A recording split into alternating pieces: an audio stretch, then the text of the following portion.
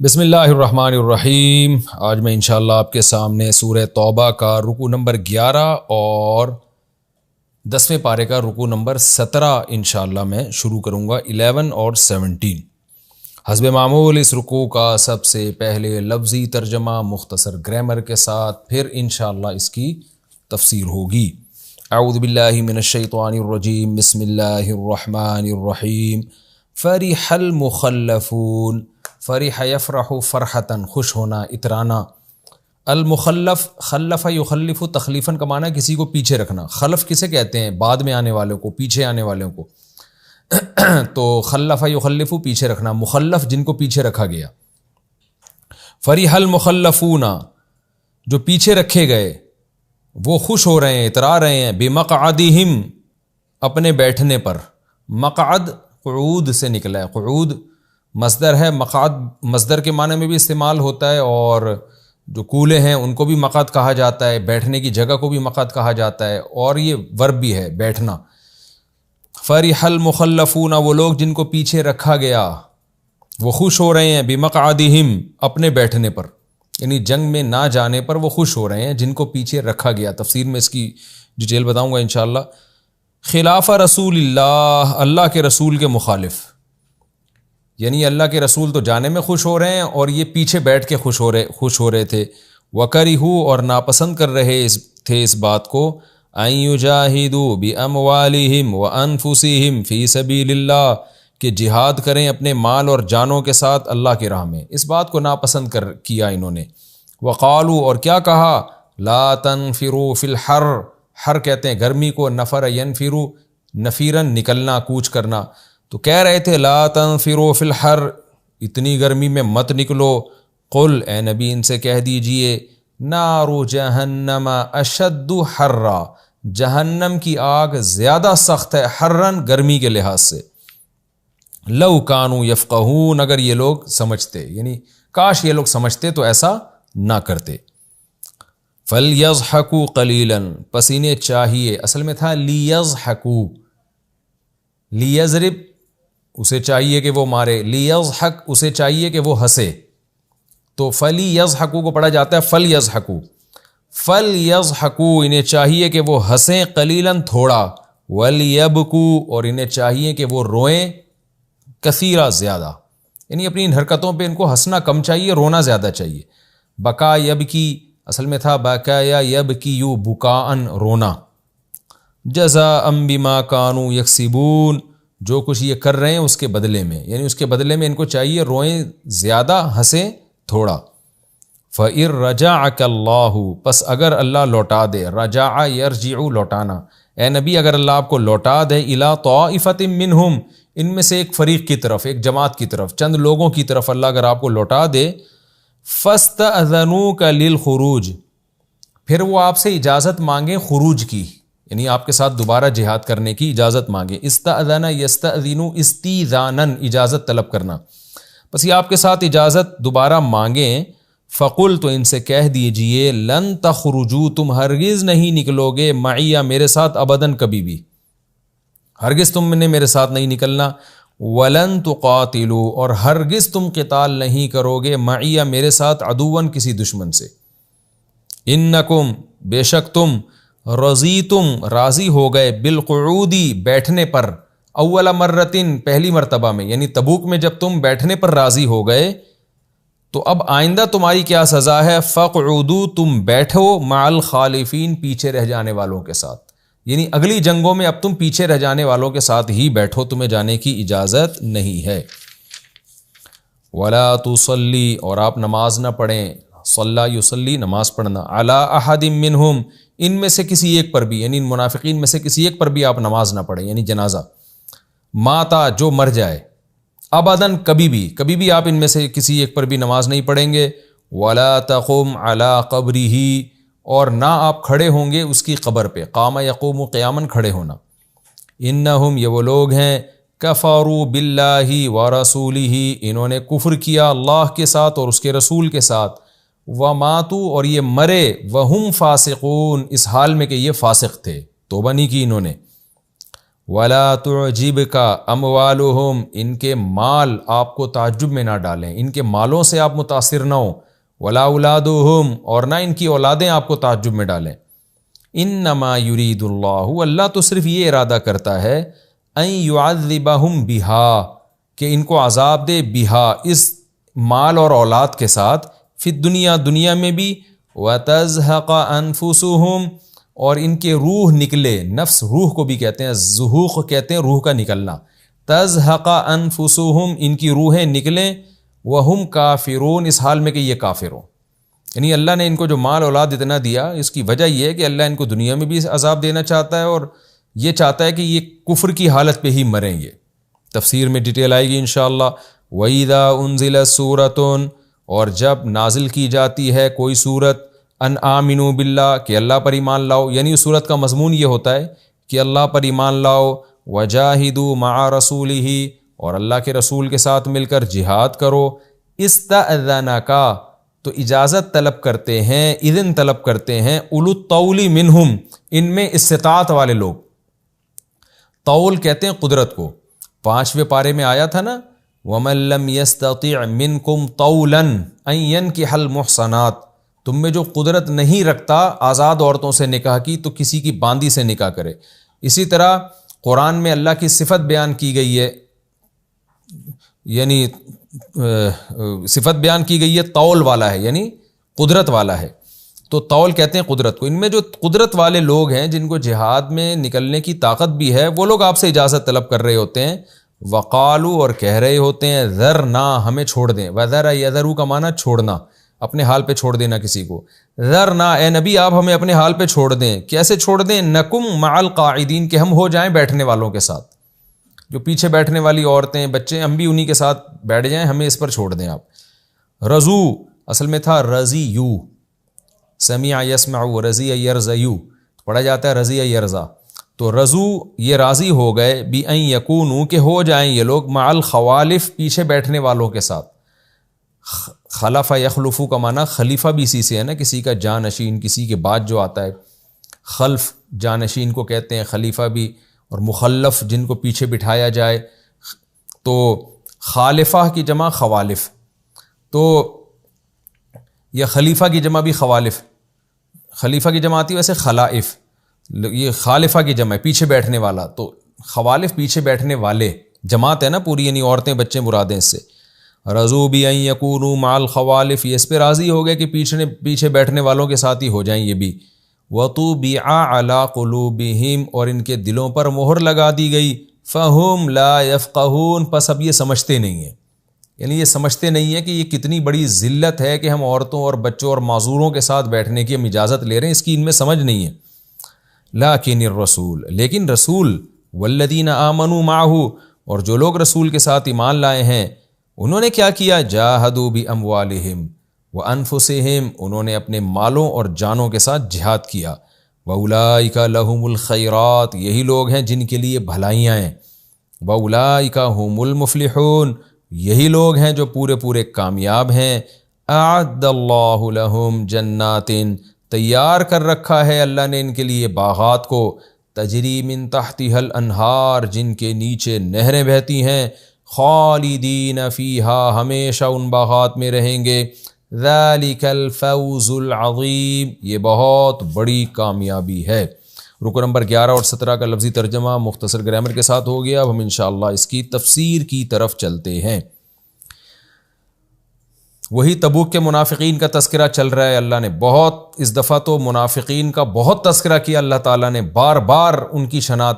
دیکھیں ہمیں تو یہ لگ رہا ہے کہ مضمون میں تکرار ہے بہت، اللہ کب سے منافقین ہی کا تذکرہ کر رہے ہیں، لیکن جب یہ آیتیں نازل ہو رہی تھیں نا، تو جس قدر منافقین سے صحابہ اور نبی پریشان تھے، تو ان حالات کے تناظر میں آپ دیکھیں تو آپ کو لگے گا کہ یہ تکرار نہیں ہے، بلکہ ان حالات کے لحاظ سے عین مناسب ہے، یہ عین بلاغت کے تقاضوں کے مطابق ہے۔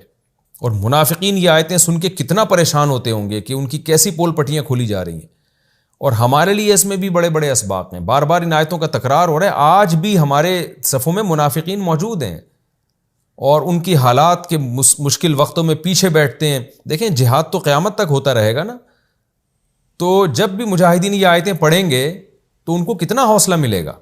ہم تو صوفوں پہ بیٹھ کے یہ آیتیں پڑھ رہے ہیں, گدوں پہ بیٹھ کے ان آیتوں کو سن رہے ہیں, اس لیے ہمیں لگتا ہے کہ اللہ تعالیٰ بار بار منافقین کا تذکرہ کیوں کر رہے ہیں. لیکن جب آپ میدان جنگ میں ہوتے ہیں, جہاد میں ہوتے ہیں, پھر خدا کی قسم ان آیتوں سے ایسی موٹیویشن ملتی ہے, اور جو پیچھے رہ جانے والے ہیں نا ان پر یہ آیتیں ایسے بجلی بن کے گرتی ہیں. آج بھی فوجیوں میں بہت سے ایسے ہوتے ہیں جو جنگوں میں اپنے دوستوں کے ساتھ نہیں دیتے, پیچھے رہ جاتے ہیں, جھوٹے بہانے تراشتے ہیں. تو جب وہ آیتیں پڑھیں گے نا ان کو پتہ لگے گا کہ قرآن نے کیسے ہماری پول پٹیاں کھولی ہیں.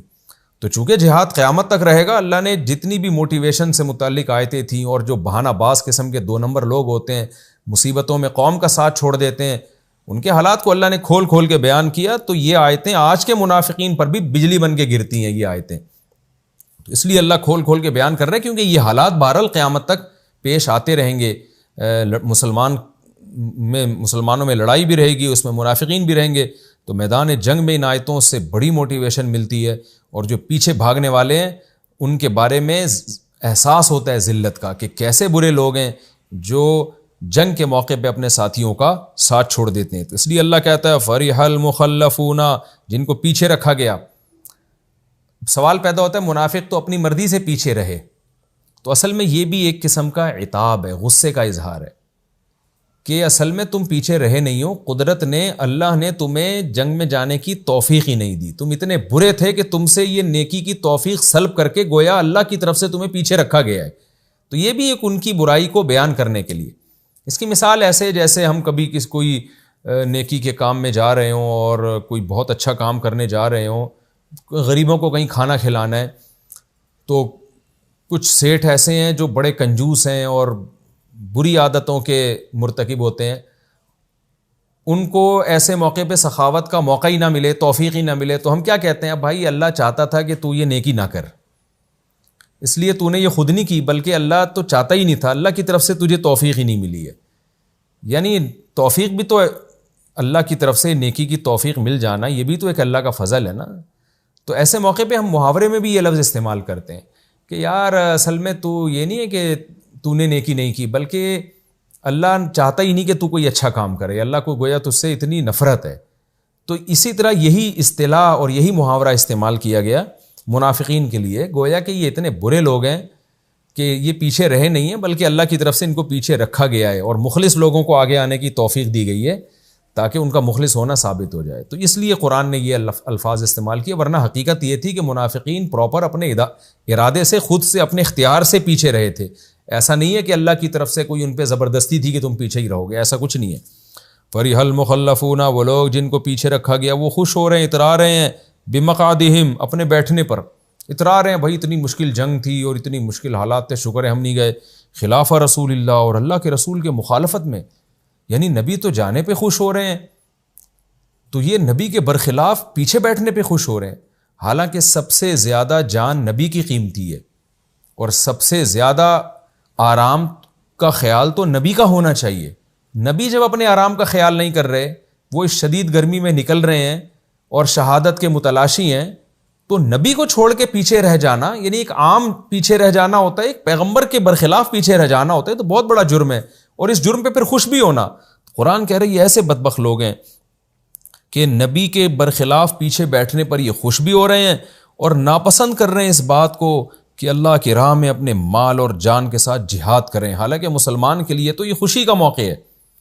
وقالو, اور کیا کہہ رہے ہیں, لا تنفروا فی الحر, یعنی خود بھی پیچھے نہیں جا رہے اور دوسروں کو بھی روک رہے ہیں, اور کہہ رہے ہیں لا تنفروا فی الحر, کیونکہ شدید گرمی میں تبوک ہوئی ہے, کہہ رہے ہیں اتنی شدید گرمی میں مت نکلو. یعنی دوسرے مسلمانوں کو بھی خراب کر رہے ہیں, اور منافقین کو تو کر ہی رہے ہیں خراب.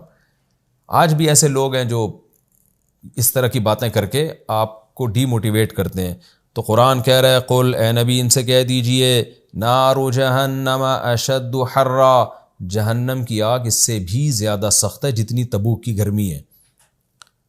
فَإِرَّجْ لَوْ كَانُوا يَفْقَهُونَ, کاش یہ لوگ سمجھ جاتے. یہ کاش انسانوں والا کاش نہیں ہے, ایک محاورے کے طور پہ استعمال کیا جاتا ہے. یعنی اللہ تعالیٰ گویا یہ کہہ رہے ہیں کہ یہ لوگ اس کی سمجھ رکھتے تو ایسا نہ کرتے. باقی اللہ کو تھوڑی کوئی کاش, اللہ تھوڑی کہتے ہیں کاش ایسا ہوتا, تو اللہ تو جو چاہتے ہیں ویسا ہو جاتا ہے. لیکن اللہ چونکہ میں نے بار بار تفسیر میں بتایا کہ اللہ ہم سے ہماری زبان میں اور ہمارے محاوروں میں کلام کرتے ہیں تاکہ ہمیں بات سمجھ میں آئے. فَلْيَضْحَكُوا قَلِيلًا، اللہ کہتے ہیں ان کو چاہیے کہ تھوڑا ہنسیں. وَلْيَبْكُوا كَثِيرًا، اور زیادہ روئیں. یہ بھی ہم محاورہ استعمال کرتے ہیں کہ تو نے کام ایسا کیا ہے کہ تجھے چاہیے کہ تو رویا زیادہ کر ہنسا کم کر، یعنی ایسی تباہی تو نے خرید لی ہے. تو وہی اللہ نے وہی الفاظ استعمال کیے. جزاء بما كانوا یکسبون، ایسا کیوں کرے بھائی، روئے زیادہ کیوں؟ اللہ کہتے ہیں اس لیے کہ جو اعمال انہوں نے کیے اس کا بدلہ یہی ہے کہ ان کو رونا زیادہ چاہیے، کیونکہ آگے جو ان کو سزا ملنے والی ہے نا اس کو دیکھیں گے تو ان کی چہروں سے ہنسی اور خوشی نکل جائے گی.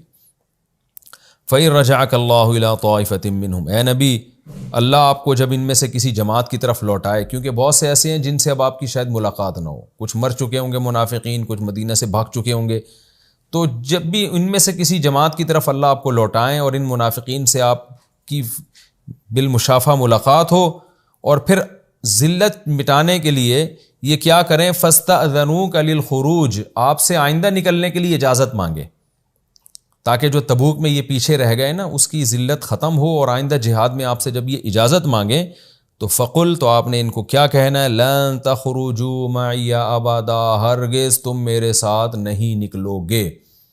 اس آیت کے دو مطلب ہو سکتے ہیں، دونوں تفسیریں کی گئی ہیں.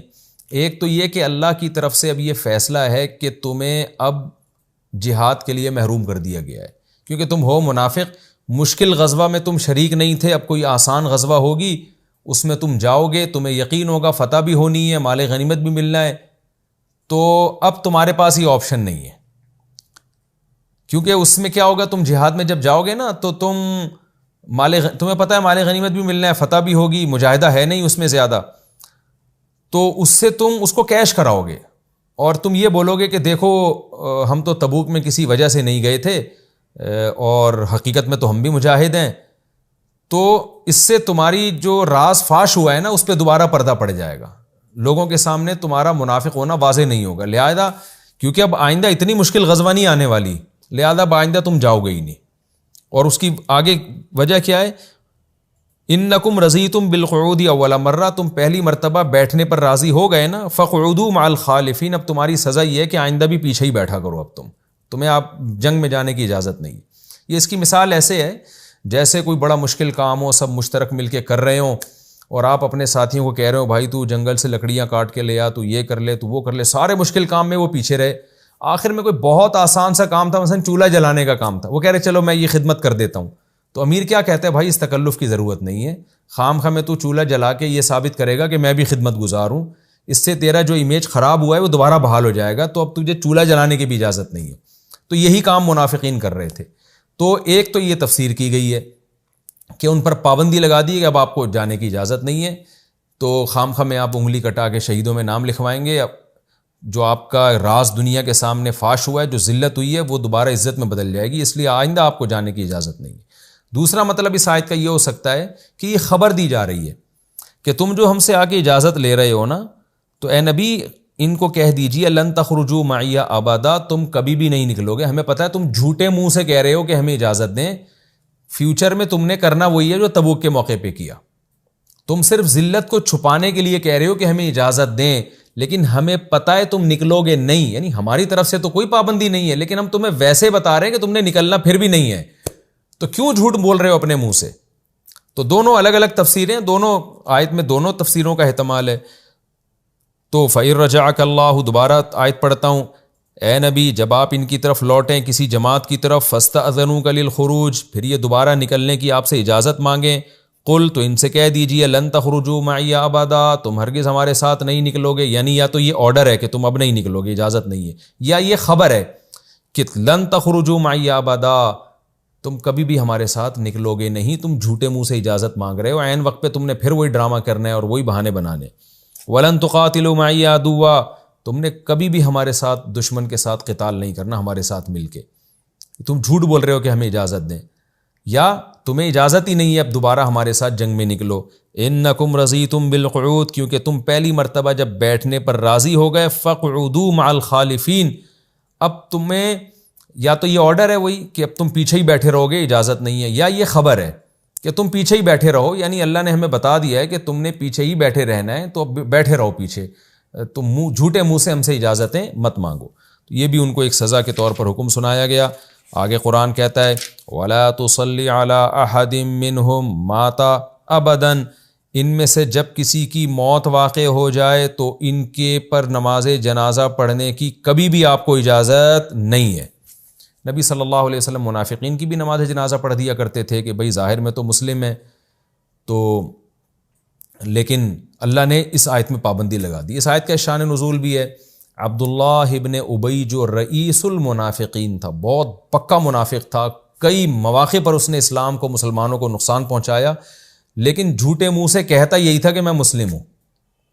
اس کا جب انتقال ہو گیا تو اس کا بیٹا، وہ واقعی مسلمان تھا، اس کا بیٹا وہ آیا نبی صلی اللہ علیہ وسلم کے پاس اور کہنے لگے، صحابی تھے، کہ یا رسول اللہ آپ اپنی قمیض مبارک دے دیجئے تاکہ میں اپنے والد کو اس قمیض کا، کرتے کا کفن پہناؤں، اور آپ ان کی جنازہ بھی، آپ میرے والد کا جنازہ بھی پڑھیں. اور میرے والد مسلم تھے، منافق نہیں تھے. ظاہر ہے بیٹے کو باپ سے محبت ہوتی ہے، چاہے وہ جو بھی ہو. تو نبی صلی اللہ علیہ وسلم نے یہ سوچا کہ یہ جو بیٹا ہے میں اس کا خیال کر لیتا ہوں، میں اپنی قمیض بھی دے دیتا ہوں اور جنازہ بھی پڑھ لیتا ہوں. اس سے اس کے دل میں ایک اسلام کی اور محبت پیدا ہو جائے گی، میرے اخلاق سے اور متاثر ہوگا. اور بنو خزرج کے جو لوگ ہیں، جو عبداللہ بن منافق، وہی منافق کا قبیلہ بنو خزرج تھا، وہ جب دیکھیں گے ہمارے قبیلے کے آدمی جو اتنا اسلام سے دشمنی کرتا رہا لیکن نبی کے اخلاق ایسے کہ اس کے جنازہ بھی پڑھا رہے ہیں، اس کو کفن بھی، اپنی کرتا بھی دے رہے ہیں، تو وہ اخلاق سے متاثر ہوں گے، ان کا دل جوئی ہوگی اور ہزاروں لوگ اس میں مسلمان ہو جائیں گے. تو نبی صلی اللہ علیہ وسلم کے پیش نظر یہ حکمت تھی کہ بھئی ان کو دین کے، اگرچہ آپ جانتے تھے منافق ہے، اس کی بخشش نہیں ہونے والی، اور قرآن میں آیتیں بھی نازل ہو چکی تھی کہ کافروں کے لیے دعا کی آپ کو اجازت نہیں ہے، لیکن نبی یہ سمجھتے تھے کہ عام کافر اس سے مراد ہیں. جو منافق ہے چونکہ اوپر سے تو مسلم ہے وہ، تو ہم اوپر سے اس کے ساتھ مسلمانوں والا معاملہ کر سکتے ہیں اور جنازہ پڑھ سکتے ہیں اس کا. یہ آپ کا اجتہاد تھا، آپ کا خیال تھا کہ ایسا میرے لیے جائز ہے. تو نبی صلی اللہ علیہ وسلم نے ارادہ کیا کہ جنازے کے لیے کھڑے ہو گئے. آپ اپنا کرتا بھی دے دیا آپ نے ان کے بیٹے کو کہ ٹھیک ہے اپنے والد کو آپ اس کرتے میں کفن پہنا کے دفن کر دو، اور جنازے کے لیے بھی آپ صلی اللہ علیہ وسلم کھڑے ہو گئے. جیسے ہی جنازے کے لیے آپ کھڑے ہوئے، حضرت عمر میں ہمت تھی، حضرت عمر آگے بڑھے اور نبی صلی اللہ علیہ وسلم کو آپ کی کرتے مبارک سے پکڑ لیا حضرت عمر نے، اور عرض کیا یا رسول اللہ آپ کیسے جنازہ پڑھا رہے ہیں؟ اللہ نے تو قرآن میں حکم دیا ہے. آپ کو پتہ ہے نا، اس سے پہلے والے تفسیر کے لیکچر میں آپ ذرا جائیں، اس میں یہ آیت گزری تھی پچھلے رکوع میں، یعنی یہ جو رکوع نمبر 9 اور سورہ توبہ کا رکوع نمبر 9 اور 10ویں پارے کا رکوع نمبر 16، اس کی آخری آیت آپ ذرا دیکھیں. پچھلے ایپیسوڈ میں نے اس کو بیان کیا ہے. وہ آخری آیت کیا تھی؟ یعنی جو ہم رکوع اب پڑھ رہے ہیں اس سے پہلے والے رکوع کی آخری آیت، اس میں یہ آیت نازل ہوئی تھی استغفر لہم او لا تستغفر لہم. اے نبی آپ ان منافقین کے لیے استغفار کریں یا نہ کریں. ان تستغفر لہم 70 مرتن، اگر آپ ان کے لیے 70 مرتبہ بھی استغفار کریں گے فلن یغفر اللہ لہم، اللہ ہرگز ان کی مغفرت نہیں کرے گا. تو یہ آیتیں حضرت عمر نے دلیل کے طور پہ پیش کی کہ یا رسول اللہ نے تو آپ کو استغفار سے منع کیا ہے کہ منافق کے لیے استغفار نہ کریں، اور نماز جنازہ تو ہے ہی استغفار نا، نماز جنازہ کا تو مطلب ہی مغفرت کی دعا ہے، تو آپ کیوں کر رہے ہیں ان کے لیے استغفار؟ اب عبداللہ بن ابی منافق کی نماز جنازہ کیوں پڑھا رہے ہیں؟ اللہ نے تو منع کیا ہے. تو نبی صلی اللہ علیہ وسلم نے کیا جواب دیا کہ اللہ نے منع نہیں کیا. یعنی حدیث کا مفہوم میں آپ کے سامنے پیش کروں، یہ بخاری مسلم کی حدیث ہے، عبداللہ بن عمر سے روایت ہے کہ اللہ نے منع نہیں کیا، اللہ نے تو مجھے اختیار دیا ہے. اللہ نے تو یہ بتایا ہے کہ اب اس آیت کے لفظی ترجمہ دیکھیں، استغفر لہم او لا تستغفر لہم، اے نبی آپ ان کے لیے استغفار کریں یا نہ کریں. کیا مطلب؟ برابر ہے. اللہ نے مغفرت نہیں کرنی. اگر آپ 70 مرتبہ بھی مغفرت کریں کی دعا مانگیں گے پھر بھی مغفرت نہیں کرے گا. تو اللہ نے تو خبر دی ہے کہ آپ کا استغفار کرنا نہ کرنا برابر ہے. اللہ نے منع تو نہیں کیا کہ مت کرو استغفار.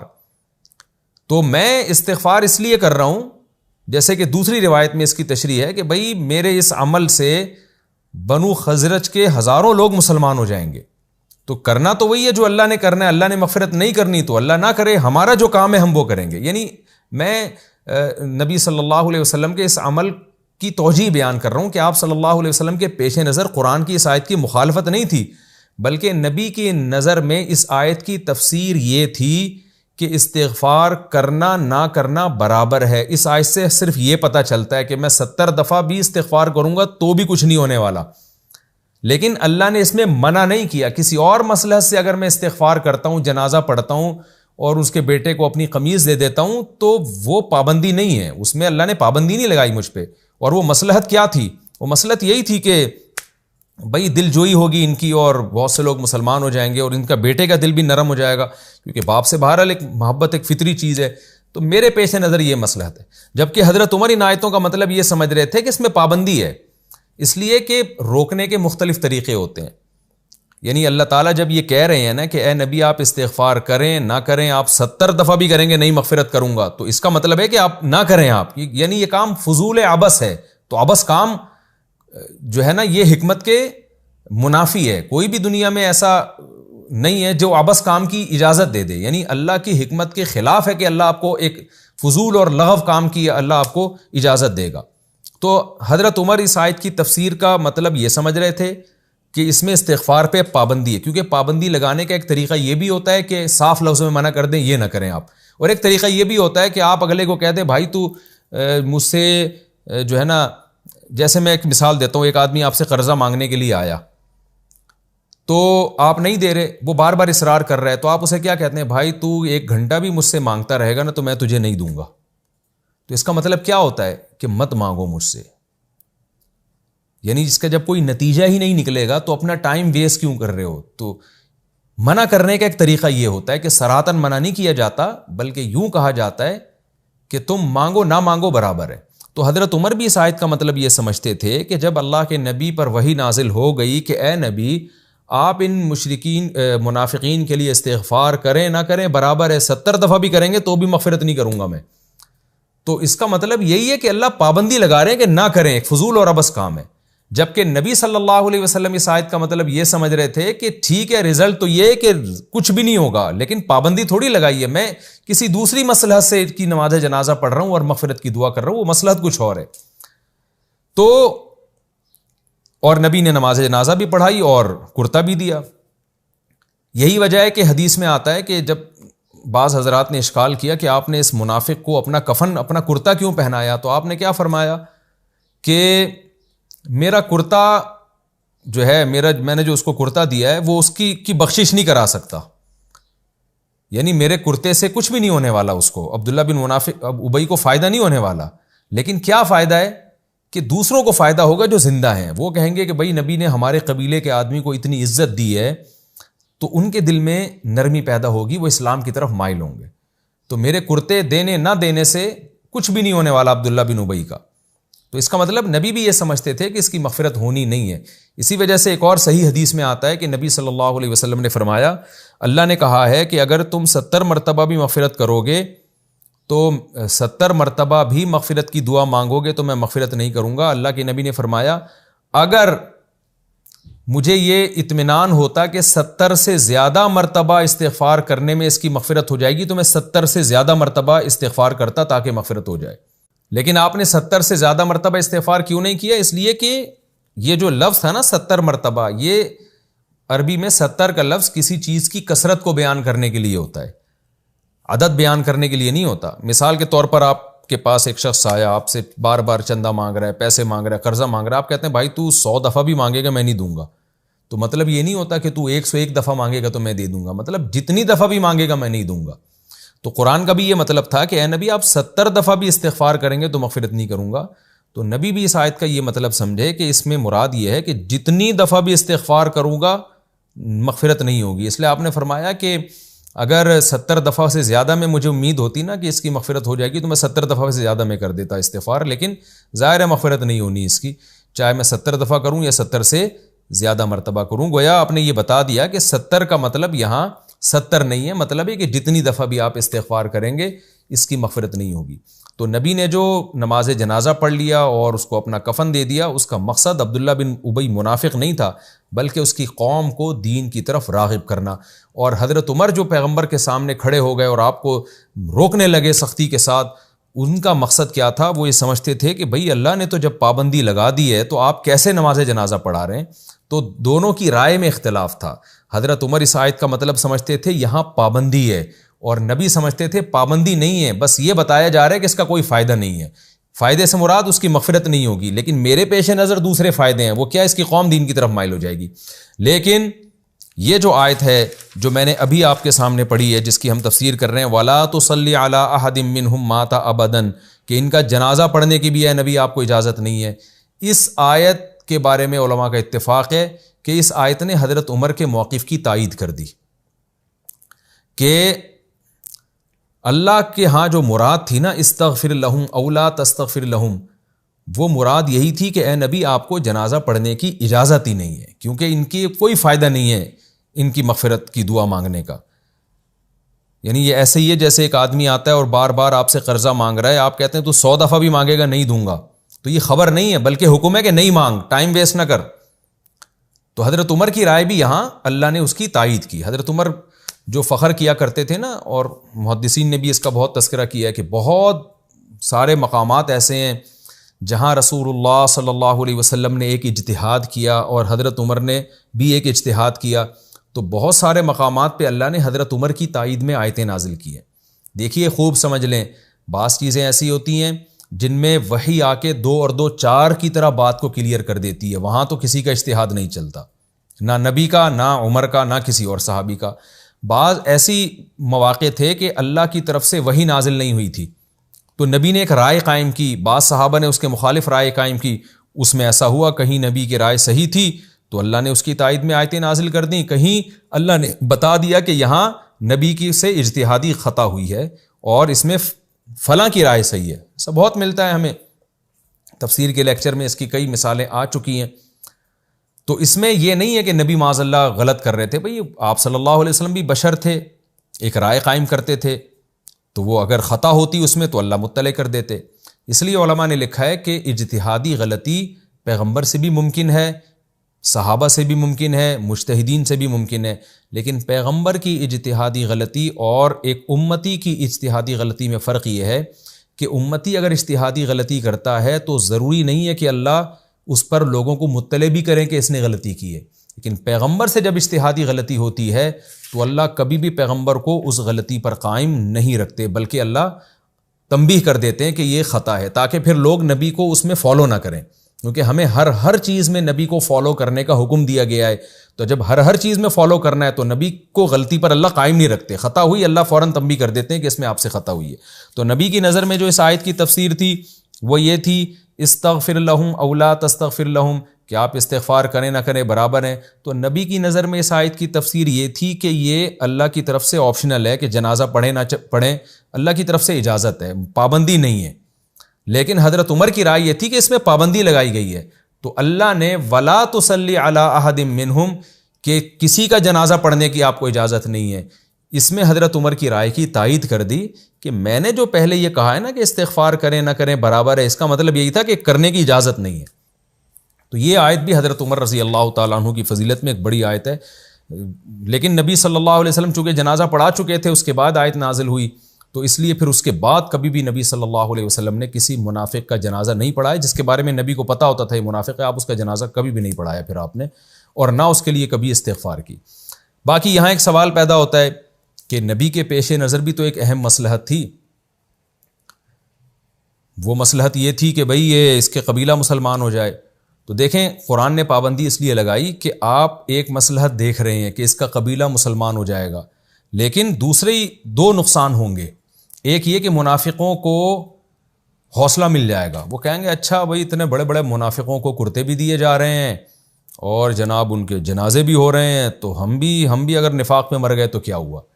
تو اس سے ان کو اپنے نفاق پہ موٹیویشن مل جائے گی، ان کو اپنی برائی کا احساس نہیں ہوگا کہ ہم کتنے بڑے مجرم ہیں، بائیکاٹ ہونے میں ان کو احساس ہوگا. دوسری بات یہ کہ اپنے لوگوں کا دل بھی ٹوٹے گا.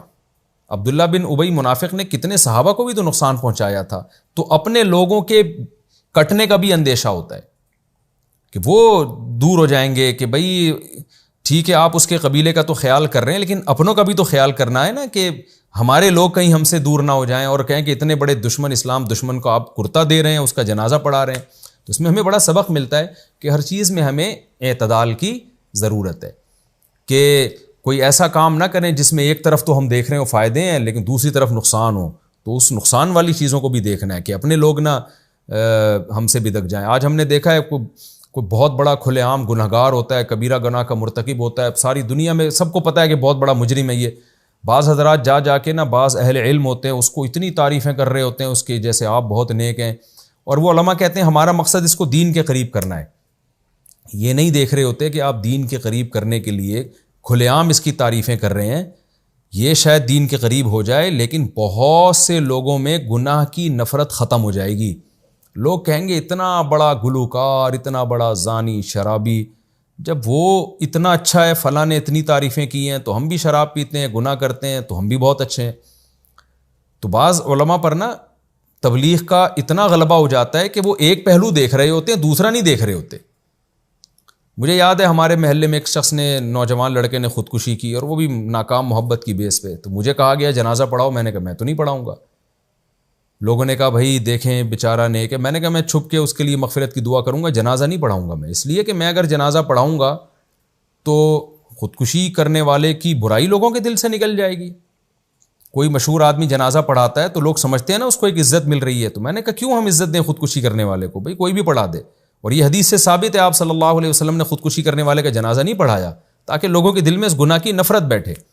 تو اس لیے داعی اور مبلغ کو یا مشہور لوگوں کو ان تمام پہلوؤں کو سامنے رکھنے کی ضرورت ہے کہ ہم ایک فائدہ تو دیکھ رہے ہیں, اس کے سائیڈ ایفیکٹ بھی دیکھیں. بعض لوگ بدعتیوں کی اتنی تعظیم کر رہے ہوتے ہیں تاکہ بدعتی دین سے قریب آ جائیں, یہ نہیں دیکھ رہے ہوتے کہ اس سے بدعتیوں کے دل میں بدعت کی نفرت بھی ختم ہو رہی ہے اور اپنے لوگ کٹ رہے ہیں آپ سے.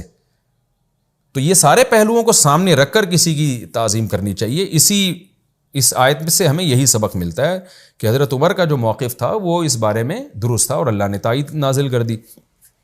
وَلَا تُصَلِّ عَلَىٰ أَحَدٍ مِّنْهُمْ مَاتَ أَبَدًا, اے نبی ان میں سے کسی ایک کے پر بھی جنازہ نہ پڑھیں آپ کبھی بھی. وَلَا تَقُمْ عَلَىٰ قَبْرِهِ, اور اس کی قبر پہ بھی نہ کھڑے ہوں. یہاں کھڑے ہونے سے مراد ہے جو دفنانے کے وقت کھڑے ہوتے ہیں دعا کرتے ہیں, ویسے کھڑے ہونا آپ قبرستان جاتے ہیں عبرت کے لیے تو وہ تو کہیں بھی کھڑے ہو سکتے ہیں آپ, یا کسی کام سے کھڑے ہو گئے. یہاں مخصوص قسم کے کھڑے ہونا جو ایک محبت میں جب آپ کسی کو دفناتے ہیں اپنے والدین کی کفن دفن میں شریک ہوتے ہیں پھر وہاں آپ دعا مانگتے ہیں, یہ والا کھڑے ہونا مراد ہے کہ اس کو پروٹوکول نہ دیں آپ. انہم کفروا باللہ ورسولہ, اس لیے کہ یہ کافر ہیں, اللہ اس کے رسول کے منکر ہیں اور مرے اس حال میں کہ فاسق تھے, بغیر توبہ کے مر گئے ہیں. ولا تعجبک اموالہم ولا اولادہم, ان کے مال اور اولاد آپ کو تعجب میں نہ ڈالیں. انما یرید اللہ ان یعذبہم فیہا فی الدنیا, اللہ ان کو دنیا میں بھی مال اور اولاد کے ذریعے عذاب دینا چاہتا ہے. دنیا میں عذاب کیسے ہوگا کہ مال اور اولاد کو دیکھ کر یہ اس خوش فہمی میں آئیں گے کہ اللہ ہم سے راضی ہے, جس سے یہ گناہوں میں اور زیادہ آگے بڑھتے چلے جائیں گے اور پھر یہ چیز بے سکونی کا ذریعہ, دنیاوی عذاب کا ذریعہ بنے گی. جیسے کہ گنہگار کو دنیا میں بھی اللہ اس کی زندگی تنگ کر دیتے ہیں. اور وَتَزْهَقَ أَنفُسُهُمْ وَهُمْ كَافِرُونَ, اور اس مال اور اولاد کی وجہ سے ایمان کی توفیق بھی نہیں ملے گی, کیونکہ مصیبتیں آتی ہیں تو انسان کا دل نرم ہوتا ہے, جب خوشحالیاں آتی ہیں تو اسی کفر پر قائم رہیں گے اور مریں گے اس حال میں کہ یہ کافر ہوں گے. یہ وقت چونکہ ہمارا مکمل ہو چکا ہے اور آیت کی تفسیر صورت رکوع ابھی باقی ہے, تو انشاءاللہ اسی رکوع کو ہم کنٹینیو کریں گے اگلے ایپیسوڈ میں. تو انشاءاللہ ہم اگلے ایپیسوڈ میں سورہ توبہ کا رکوع نمبر 11 اور 10ویں پارے کا رکوع نمبر 17 یہ ہم شروع کریں گے جی آیت نمبر 86 سے, یعنی وَإِذَا أُنزِلَتْ سُورَةٌ أَنْ آمِنُوا بِاللَّهِ. یہاں سے انشاءاللہ ہم تفسیر شروع کریں گے اگلے ایپیسوڈ میں. اللہ تعالیٰ سمجھنے کی عمل کی توفیق عطا فرمائے. وَمَا عَلَيْنَا إِلَّا الْبَلَاغُ.